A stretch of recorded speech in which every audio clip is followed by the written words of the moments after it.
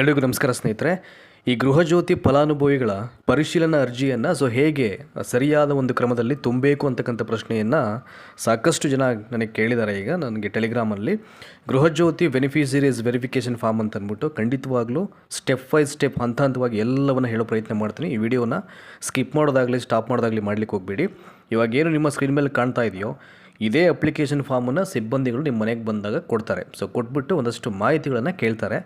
ಅದನ್ನು ಫಿಲ್ ಮಾಡಿ ನೀವು ಕೊಡಬೇಕಾಗತ್ತೆ. ಇಲ್ಲ ಅವರೇ ಫಿಲ್ ಮಾಡ್ಕೋತಾರೆ, ನೀವು ಅಲ್ಲಿ ಇರ್ತಕ್ಕಂಥ ಮಾಹಿತಿಗಳನ್ನು ಸರಿಯಾದ ರೀತಿ ಹೇಳಬೇಕಾಗತ್ತೆ. ನೋಡಿ, ಇಲ್ಲಿ ಗೃಹಜ್ಯೋತಿ ಫಲಾನುಭವಿಗಳ ಪರಿಶೀಲನಾ ಅರ್ಜಿ ಅಂತ ಇದೆ.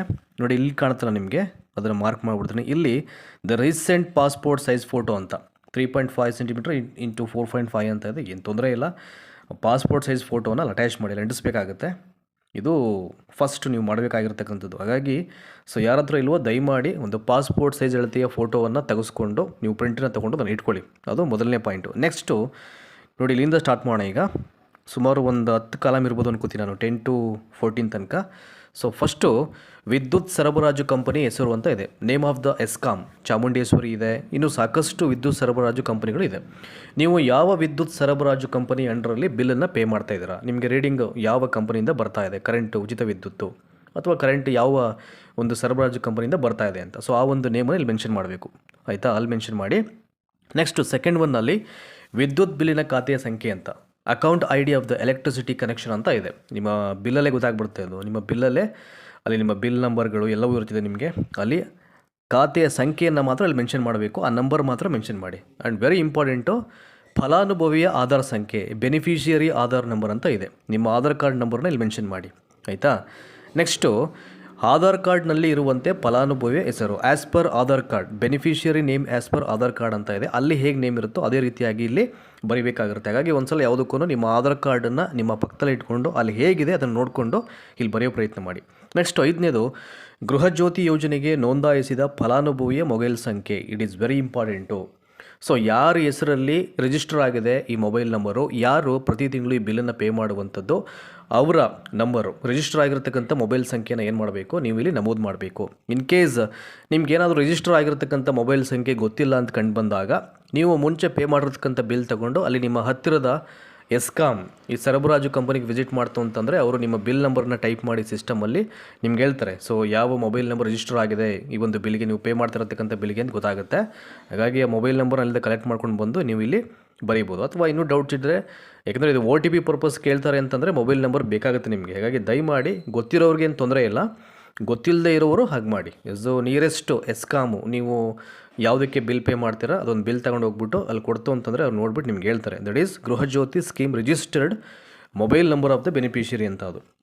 ನೆಕ್ಸ್ಟು ಇನ್ನು 6ನೇ ಕಾಲಮಲ್ಲಿ ಫಲಾನುಭವಿಯು ಮಾಲೀಕನೇ ಅಥವಾ ಬಾಡಿಗೆದಾರನೇ ಸರಿಯಾದುದನ್ನು ಟಿಕ್ ಮಾಡಿ ಅಂತ ಇದೆ. ಇನ್ ಕೇಸ್ ಯಾರಾದರೂ ರೆಂಟರ್ಸು ಬಾಡಿಗೆಗೆ ವಾಸ ಮಾಡ್ತಾಯಿದ್ರೆ ಅವರು ಇಲ್ಲಿ ಟಿಕ್ ಹಾಕ್ತಾರೆ, ಅಥವಾ ವಾಸ ಮಾಡ್ತಕ್ಕಂಥ ಮನೆ ಅವ್ರದ್ದೇ ಆಗಿದ್ರೆ ಅಲ್ಲಿ ಮಾಲೀಕ ಅಂತಕ್ಕಂಥ ಒಂದು ಬಾಕ್ಸ್ ಏನಿದೆ ಅಲ್ಲಿಗೆ ಟಿಕ್ ಹಾಕಬೇಕಾಗತ್ತೆ. ಯಾವುದು ನಿಮಗೆ ಅಪ್ಲಿಕೇಬಲ್ ಆಗುತ್ತೆ ಅದಕ್ಕೆ ಟಿಕ್ ಹಾಕೊಳ್ಳಿ ಅಷ್ಟೇ. ನೆಕ್ಸ್ಟು ಫಲಾನುಭವಿಯು ಪಡಿತರ ಚೀಟಿ ಹೊಂದಿರೋ ಬಗ್ಗೆ ಮಾಹಿತಿ. ಏಕೆಂದರೆ ಈ ಸರ್ಕಾರದ ಸ್ಕೀಮ್ಸ್ ಏನಿದೆ, ಯೋಜನೆಗಳು, ಗೃಹಲಕ್ಷ್ಮಿ ಆಗಿರ್ಬೋದು, ಗೃಹಜ್ಯೋತಿ ಆಗಿರ್ಬೋದು, ಇವೆಲ್ಲ ಸ್ಕೀಮ್ಸ್ಗೂ ಬಡತನ ರೇಖೆ ಅಥವಾ ತುಂಬ ಪುವರ್ ಅಂತ ಯಾರು ಇರ್ತಾರೋ, ಬಿಲೋ ಪಾವರ್ಟಿ ಲೈನ್ಸು, ಸರ್ಕಾರ ಮೇ ಬಿ ಅರ್ಹ ಫಲಾನುಭವಿಗಳಿಗೆ ಸೇರಬೇಕು ಅಂತಕ್ಕಂಥದ್ದು ಉದ್ದೇಶ ಆಗಿದೆ. ಆ ಹಿನ್ನೆಲೆಯಲ್ಲಿ ಇವೆಲ್ಲವನ್ನು ಕೇಳ್ತಾ ಇರುವಂಥದ್ದು. ಇಲ್ಲಿ ಫಲಾನುಭವಿಯ ಪಡಿತರ ಚೀಟಿ ಹೊಂದಿರತಕ್ಕಂಥ ಬಗ್ಗೆ ಮಾಹಿತಿ ಅಂತ ಇದೆ. ಇಲ್ಲಿ ಸರಿಯಾದದ್ದನ್ನು ಟಿಕ್ ಮಾಡಿ. Ration card type please tick the correction 1 ಅಂತ ಇದೆ.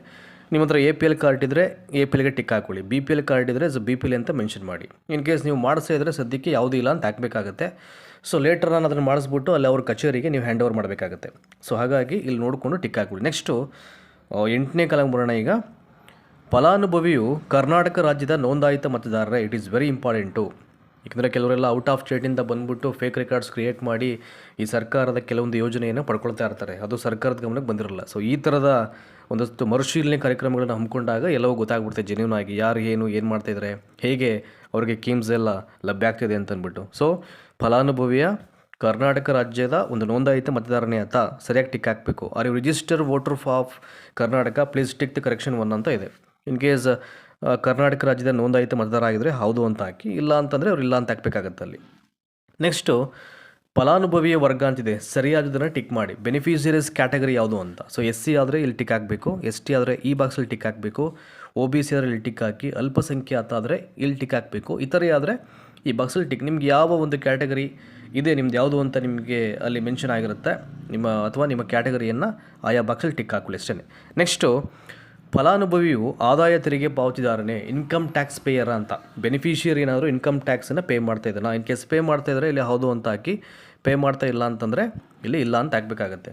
ಸೊ ಪಾನ್ ಕಾರ್ಡ್ ಹೊಂದಿದ್ದರೆ ಪಾನ್ ಕಾರ್ಡ್ ಸಂಖ್ಯೆನ ನಮೂದು ಮಾಡಿ ಅಂತ ಕೇಳಿದ್ದಾರೆ. ಸೊ ಇಲ್ಲಿ ಪ್ಲೇಸ್ ಇದೆಯಲ್ಲ ಇಲ್ಲಿ, ಸೊ ಇನ್ ಕೇಸ್ ನೀವು ಪೇ ಮಾಡಿಲ್ಲ ಅಂತ ಕಂಡು ಬಂದಾಗ, ಪೇ ಮಾಡ್ತಾ ಇಲ್ಲ ಅಂತಂದಾಗ ಇಲ್ಲ ಅಂತ ಅಲ್ಲಿಗೆ ಟಿಕ್ ಹಾಕ್ಬಿಟ್ಟು ಪಾನ್ ಕಾರ್ಡ್ ನಂಬರ್ ಮೆನ್ಷನ್ ಮಾಡಿ.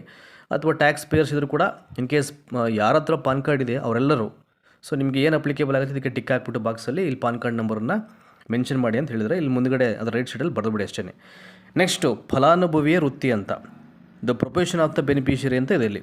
Please tick the correct one ಅಂತ ಇದೆ 11ನೇ ಕಾಲಮಲ್ಲಿ.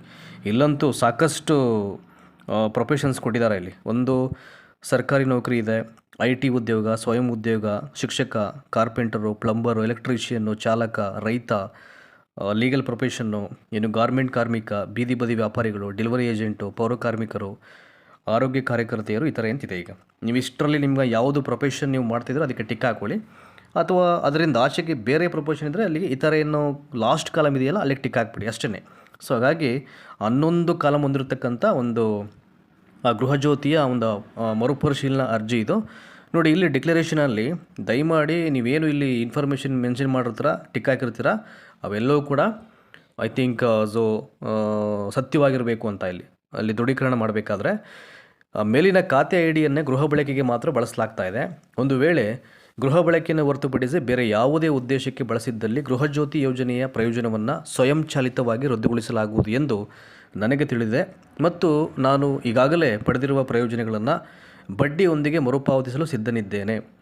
ನಾನು ಮೇಲೆ ಒದಗಿಸಿರತಕ್ಕಂಥ ಎಲ್ಲ ವಿವರಗಳು ನನಗೆ ತಿಳಿದಿರುವಂತೆ ಸರಿಯಾಗಿದೆ ಎಂದು ಈ ಮೂಲಕ ದೃಢೀಕರಿಸುತ್ತೇನೆ ಅಂತ ಇದೆ ಇಲ್ಲಿ. ಹಾಗಾಗಿ ದಯಮಾಡಿ ಸೊ ನೀವೇನು ಯಾವ ಪರ್ಪಸ್ಸಿಗೆ ಕೊಡ್ತಾ ಇದ್ದೀರಾ ಕರೆಕ್ಟಾಗಿ ನಿಮ್ಮ ನಂಬರಲ್ಲಿ ಇಲ್ಲಿ ಏನೇನು ಇನ್ಫಾರ್ಮೇಷನ್ಸ್ ಕೇಳಿದರೆ ಪ್ರತಿ ಕಾಲಮಲ್ಲೂ ಸರಿಯಾದ ರೀತಿಯಲ್ಲಿ ಮಾಹಿತಿಯನ್ನು ಫಿಲ್ ಮಾಡಿದ್ರೆ ಸೊ ಫ್ಯೂಚರಲ್ಲಿ ಯಾವುದೇ ರೀತಿಯ ತೊಂದರೆಗಳಾಗಲ್ಲ.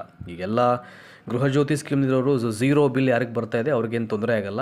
ಏಕೆಂದರೆ ದಾಖಲೆಗಳು ಸರಿಯಲ್ಲ ಅಂತಂದರೆ ಅದು ಪ್ರಾಬ್ಲಮ್ ಆಗುತ್ತೆ. ದಾಖಲೆಗಳನ್ನು ಸರಿಯಾಗಿ ಹ್ಯಾಂಡ್ ಓವರ್ ಮಾಡಿ ಸಬ್ಮಿಟ್ ಮಾಡಿದರೆ ಯಾವ ಕಾಲಕ್ಕೂ ಅದು ಏನೂ ಪ್ರಾಬ್ಲಮ್ ಆಗಲ್ಲ. ಹಾಗಾಗಿ ಸೊ ನಿಮ್ಮ ದಾಖಲೆಗಳನ್ನು ಡಾಕ್ಯುಮೆಂಟ್ಸನ್ನು ಸರಿಯಾಗಿ ಪ್ರಿಪೇರ್ ಮಾಡಿ ಇಟ್ಕೊಳ್ಬೇಕಾಗತ್ತೆ. ನಿಮ್ಮ ಆಧಾರ್ ಕಾರ್ಡ್ ಆಗಿರ್ಬೋದು, ವೋಟರ್ ID ಆಗಿರ್ಬೋದು, ರೇಷನ್ ಕಾರ್ಡ್ ಆಗಿರ್ಬೋದು, ಪಾಸ್ಪೋರ್ಟ್ ಫೋಟೋ ಆಗಿರ್ಬೋದು, ಇವೆಲ್ಲವನ್ನ ಇಟ್ಕೊಳ್ಳಿ. ಇನ್ನು ಈ ಜಾತಿ ಪ್ರಮಾಣ ಪತ್ರ ಇವೆಲ್ಲವನ್ನ ಕೇಳಲಿಕ್ಕೆ ಹೋಗಿಲ್ಲ ಅವರು, ಬಟ್ ಕಾಲಮನ್ನು ಮೆನ್ಷನ್ ಮಾಡಿದ್ರಲ್ಲಿ ಯಾವ ಒಂದು ವರ್ಗಕ್ಕೆ ಸೇರಿದ್ರ ಅಂತ ಅಂದ್ಬಿಟ್ಟು. ಆದರೆ ಆ ಪ್ರಮಾಣ ಪತ್ರವನ್ನು ಕೊಡಬೇಕು ಅಂತಕ್ಕಂಥ ಯಾವುದೇ ಕಂಪಲ್ಸರಿ ಇಲ್ಲ. ಈಗ ಮೊನ್ನೆ ಸೊ ಈ ಚೆಸ್ಕಾಮ್ನ ಅಧಿಕಾರಿಗಳೇ ಅದನ್ನು ಅಥೆಂಟಿಕೇಟಾಗಿ ಮಾಹಿತಿ ಕೊಟ್ಟಿದ್ದಾರೆ, ಅದನ್ನು ಅವಶ್ಯಕತೆ ಇಲ್ಲ, ನಮಗೆ ಬೇಕಾಗಿಲ್ಲ ಅಂತ ಅಂದ್ಬಿಟ್ಟು. ಹಾಗಾಗಿ ಸಿಬ್ಬಂದಿಗಳು ಬಂದಾಗ ಅಲ್ಲಿ ಏನು ಕೇಳ್ತಾರೆ ಇನ್ಫಾರ್ಮೇಷನ್ಸನ್ನು ನೀವು ಅವರಿಗೆ ಕೊಡಿ. ಇಲ್ಲ ಅಂತಂದರೆ ನೀವೇ ಅದನ್ನು ಈಸ್ಕೊಂಡು ಬೇಕಾದ್ರೆ ಫಾರ್ಮ್ ಫಿಲ್ ಮಾಡಬೇಕು. ಯಾಕೆಂದರೆ ಅಲ್ಲಿ ಬಂದಂಥ ಸಿಬ್ಬಂದಿಗಳು ವಿತ್ ಲೊಕೇಶನ್ ಅವರು ಅಪ್ಡೇಟ್ ಮಾಡಿ ಕಳಿಸ್ಬೇಕಾಗತ್ತೆ ಹೈಯರ್ಗೆ. ಹಾಗಾಗಿ ಅವ್ರು ಎಲ್ಲೋ ಕೂತ್ಕೊಂಡು ಅಪ್ಲಿಕೇಶನ್ನ ಒಂದು ಕಡೆ ಅವರೇ ಕಲೆಕ್ಟ್ ಮಾಡಿಕೊಂಡು ಬೆನಿಫಿಷರೀಸ್ ಕರೆಸ್ಬಿಟ್ಟು ಫಿಲ್ ಮಾಡ್ಕೊಳ್ಳೋಂಗಿಲ್ಲ, ಅಲ್ಲಿ ಪ್ರಾಬ್ಲಮ್ ಆಗುತ್ತೆ ಅವ್ರಿಗೆ. ಹಾಗಾಗಿ ಇಷ್ಟೆಲ್ಲ ಇದೆ. ಸೊ 1ರಿಂದ ಅಪ್ ಟು ಎಷ್ಟು column, number of columns 11 columns ಇದೆ. ಕೊನೆಯಲ್ಲಿ ಸೊ ಯಾರು ಸಮೀಕ್ಷೆ ಮಾಡ್ತಾರೆ ಅವ್ರ ಸಿಗ್ನೇಚರ್ ಇಲ್ಲಾಗ್ತಾರೆ. ಸೊ ಫಲಾನುಭವಿಯ ಸಹಿ ಇಲ್ಲಿ ಸಿಗ್ನೇಚರ್ ಆಫ್ ದ ಬೆನಿಫಿಷಿಯರಿ, ಈ ಕಡೆ ನಿಮ್ಮ ಸಿಗ್ನೇಚರ್ ಆಗಬೇಕು, ಆಯಿತಾ. ಸೊ ಅಲ್ಲಿಗೆ ಸಕ್ಸಸ್ಫುಲ್ಲಾಗಿ ನಿಮ್ಮದೆಲ್ಲ ಇನ್ಫಾರ್ಮೇಷನ್ಸ್ ಹೋಗಿದೆ ಅಂತ ಆಗುತ್ತೆ. ಸೊ ಇದಿಷ್ಟು ಗೃಹಜ್ಯೋತಿ ಫಲಾನುಭವಿಗಳ ಪರಿಶೀಲನಾ ಅರ್ಜಿ. ಇದು ತುಂಬ ಜನ ಕೇಳಿದ್ರು, ಹೇಳಿದ್ದೀನಿ ನಾನು. ಇದೊಂದು PDF ಇದೆ ನನ್ನ ಹತ್ರ. ಸೊ ನಾನೀಗ ವಾಟ್ಸಾಪ್ ಮತ್ತು ಟೆಲಿಗ್ರಾಮ್ ವಾಹಿನಿಗೆ ಇದನ್ನು ಶೇರ್ ಮಾಡ್ತೀನಿ. ನೀವು ಬೇಕಾದ್ರೆ ಪ್ರಿಂಟ್ ತಗೊಂಡು ಸೊ ನಿಮ್ಮ ರೆಫರೆನ್ಸ್ಗೆ ಒಂದು ಸಲ ಸುಮ್ಮನೆ ಪೆನ್ಸಿಲಲ್ಲಿ ಬರೆದು ಇಟ್ಕೊಳ್ಳಿ. ಈಗ ಅವ್ರು ಬಂದ ತಕ್ಷಣ ನೀವು ಬರೆದಿರೋದು ಕೊಡ್ತು ಅಂತಂದರೆ ಇಮಿಡಿಯೇಟ್ ಎಲ್ಲವನ್ನು ಬೇಗ ಅವರು ಫಿಲ್ ಮಾಡ್ಕೋತಾರೆ. ಇಲ್ಲ ನೀವೇ ಹೇಳ್ತೀವಿ ಅಂತಂದರೆ ನೀವೇ ಹೇಳ್ಬೋದು, ನೀವೇ ಎಲ್ಲವನ್ನು ನೀಟಾಗಿ ಬರಿತೀವಿ ಅಂತಂದರೆ ನೀವು ಬರಿಬೋದು. ಇದಕ್ಕೆ ನೀವೇನು ಬರೀತೀರಾ ಅದಕ್ಕೆ ಸಂಬಂಧಪಟ್ಟಂಥ ಎಲ್ಲ ದಾಖಲೆಗಳನ್ನು ನೀವು ಇಟ್ಕೊಳ್ಬೇಕಾಗತ್ತೆ, ಆಯಿತಾ. ಫಾರ್ ಎಕ್ಸಾಂಪಲ್ ಈಗ ನೋಡಿ, ಈಗ ವಿದ್ಯುತ್ ಸರಬರಾಜು ಕಂಪನಿ ಅಂತ ಇದೆ ಇಲ್ಲಿ ಫಸ್ಟ್ ಕಾಲಮಲ್ಲಿ, ಅದಕ್ಕೆ ಸಂಬಂಧಪಟ್ಟಂಥ ಬಿಲ್ ಇದ್ದರೆ ಸಾಕು. ಇನ್ನು ಖಾತೆ ಸಂಖ್ಯೆಗೂ ಬಿಲ್ಲೇ ಸಾಕು. ಆಧಾರ್ ಸಂಖ್ಯೆ ಅಂದರೆ ಆಧಾರ್ ಕಾರ್ಡ್ ಇರಬೇಕು. ಇನ್ನು as per Aadhaar card name ಇದ್ದರೆ ಕಾರ್ಡಲ್ಲೇ ಎಲ್ಲ ಮೆನ್ಷನ್ ಆಗಿರುತ್ತೆ. ಇನ್ನು ರಿಜಿಸ್ಟರ್ ಮೊಬೈಲ್ ನಂಬರ್ ನಿಮಗೆ ಗೊತ್ತಿರೋ ಬರ್ಕೊಳ್ಬೇಕು. ಇನ್ನು APL ಕಾರ್ಡ್ಗೆ ಇದು BPL ಅಥವಾ APL ಕಾರ್ಡ್ಗೆ ಸಂಬಂಧಪಟ್ಟ ಇನ್ಫಾರ್ಮೇಷನ್ ಇದೆ, ಅದಕ್ಕೆ ಪೂರಕವಾದ ದಾಖಲೆಗಳು ನಾನು ಹೇಳೋದ್ನಲ್ಲ. ಭಾಳ ಮುಖ್ಯವಾಗಿ ಬೇಕಿರತಕ್ಕಂಥದ್ದು ನಿಮಗೆ ಒಂದು so Aadhaar card, ration card, voter ID ಮತ್ತು ಒಂದು ಫೋಟೋ ಇದ್ದರೆ ಇಟ್ಸ್ ಅ ಮೇನ್ ಡಾಕ್ಯುಮೆಂಟ್ಸು ನಿಮಗೆ ಗೃಹಜ್ಯೋತಿ ಅಪ್ಲಿಕೇಶನ್ ಫಾರ್ಮ್ ಫಿಲ್ ಮಾಡೋಕ್ಕೆ, ಅದಷ್ಟೇ. ಹಾಗಾಗಿ ಎಲ್ಲವನ್ನು ಹೇಳಿದ್ದೀನಿ ನಾನು. ಈ ಕಂಟೆಂಟ್ ಇಷ್ಟ ಆಗಿದ್ರೆ ದಯಮಾಡಿ ಮ್ಯಾಕ್ಸಿಮಮ್ ಎಲ್ಲರಿಗೂ ಶೇರ್ ಮಾಡಿ. ಈ ಒಂದು PDF-ಅನ್ನು ವಾಟ್ಸಾಪ್ ಮತ್ತು ಟೆಲಿಗ್ರಾಮ್ಗೆ ಶೇರ್ ಮಾಡ್ತಿದ್ದೀನಿ. ನೀವು ಅಲ್ಲಿ ಕ್ಲಿಕ್ ಮಾಡಿ ಜಾಯ್ನ್ ಆಗಿ ಡೌನ್ಲೋಡ್ ಮಾಡ್ಕೊಳ್ಳಿ. Thank you so much.